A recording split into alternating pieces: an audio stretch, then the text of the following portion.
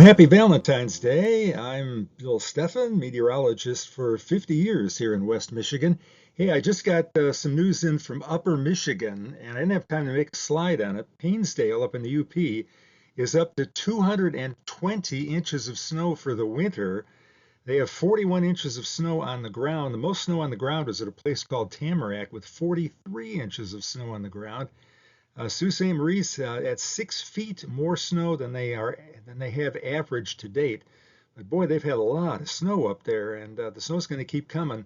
They've been speculating as to whether somebody up there in the UP could make it to 300 inches for the winter, and that's certainly a possibility. With the Arctic air, of course, hanging around here, they'll get more lake effect snow, and Lake Superior is still open, though it is starting to accumulate some ice. More on that here in just a second. But let's take a look at some of the snow totals around here.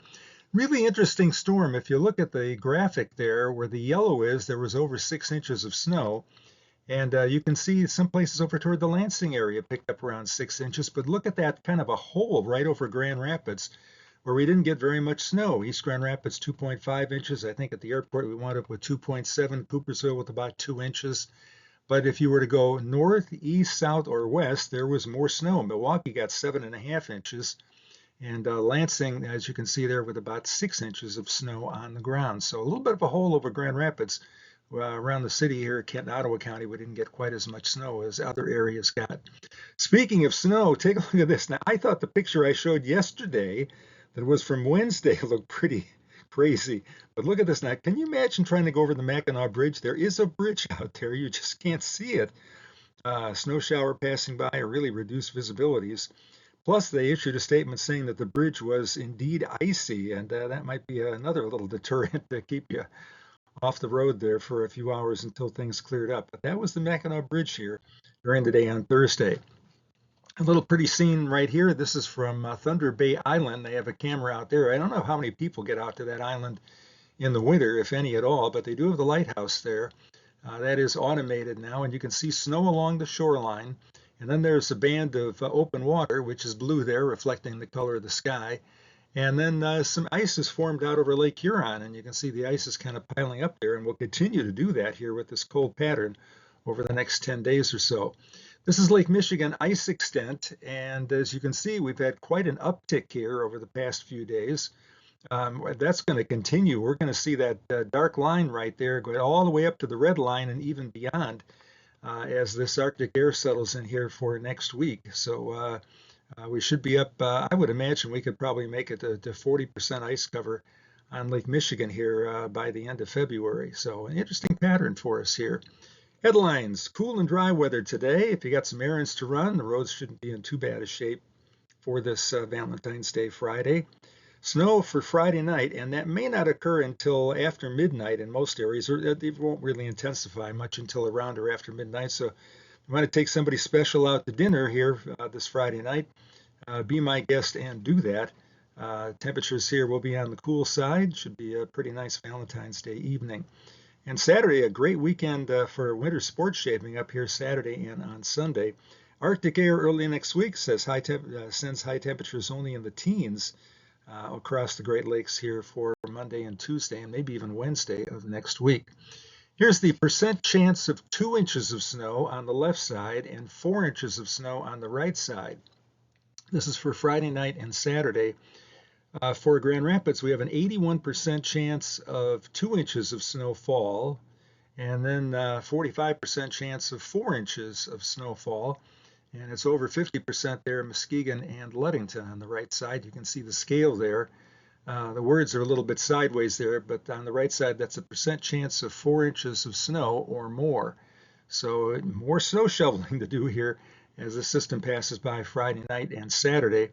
It's going to cover much of the state. That brownish red color in the middle there indicates that there's a 95% chance of getting an inch of snow from this system. And you can see that chance diminishes as you get down into Indiana, where more of the precipitation will be in the form of rain and sleet and whatnot. But another pretty good system aiming toward the Great Lakes here for Friday night and Saturday. Today's weather, well, we should be mostly cloudy. If we see some sun, it may come during the morning. Hopefully we'll see some, because I don't see a lot coming here in the next week or so. Temperatures here will be at their warmest on Saturday when we should make the low to mid 30s.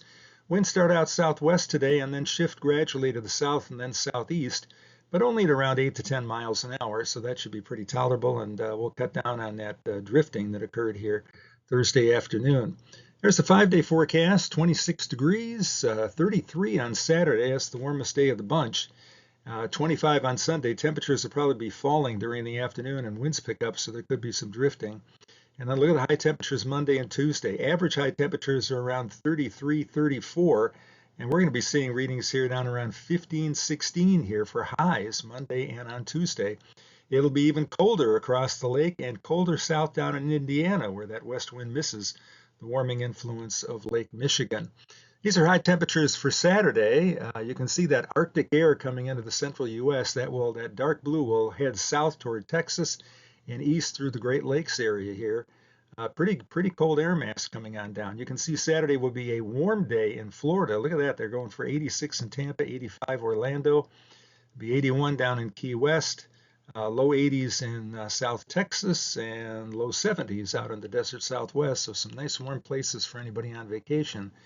This is something interesting. If I didn't point it out, but Jackson, Mississippi is going to have a high temperature of 80 on Saturday.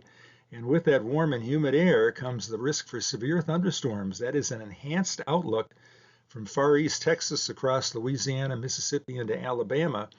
The slight risk area in yellow runs from East Texas all the way to the western tip of North Carolina.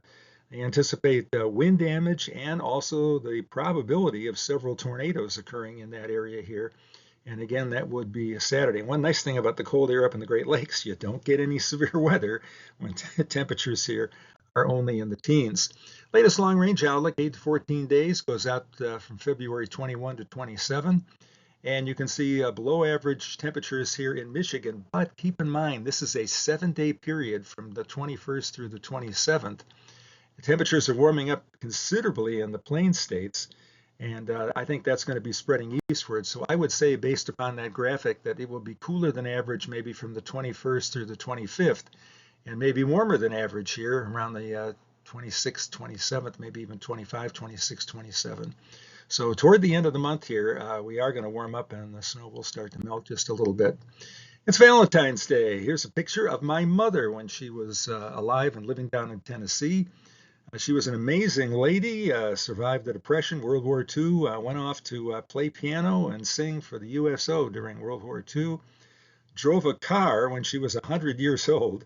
And you can see Rosie the cat there. That's an interesting story about Rosie. My mother always wanted a cat in her retirement, but was really afraid that she'd step on the cat's tail. Well, lo and behold, the Humane Society down there in Oak Ridge, Tennessee, got a cat without a tail.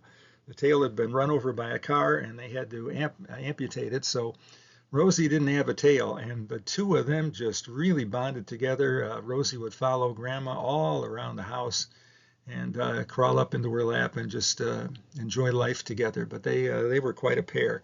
When my mother passed away, daughter number 3, who's helping me here with the blog, got Rosie. Well, actually, I went down and got Rosie and drove her up to Traverse City, where daughter number 3 was living at the time. But, daughter number 3 is doing well. Rosie the cat enjoying some roses, would be appropriate. A little bit on Saint Valentine's Day. He's a Roman Catholic saint. Not much is reliably known about him, but that's not unusual for antiquity. Even his identity isn't completely certain. The church recognizes him as a saint, but he's not officially on the calendar for a feast day because his history is not considered reliable enough. But we still celebrate February 14 as Valentine's Day. 250 million flowers are sold on Valentine's Day, and boy, there's a lot of flowers left to buy out there, guys. I was at Walgreens picking up a prescription for my wife, and they got a lot of flowers there that they hope to sell here this last day of Valentine's Day here.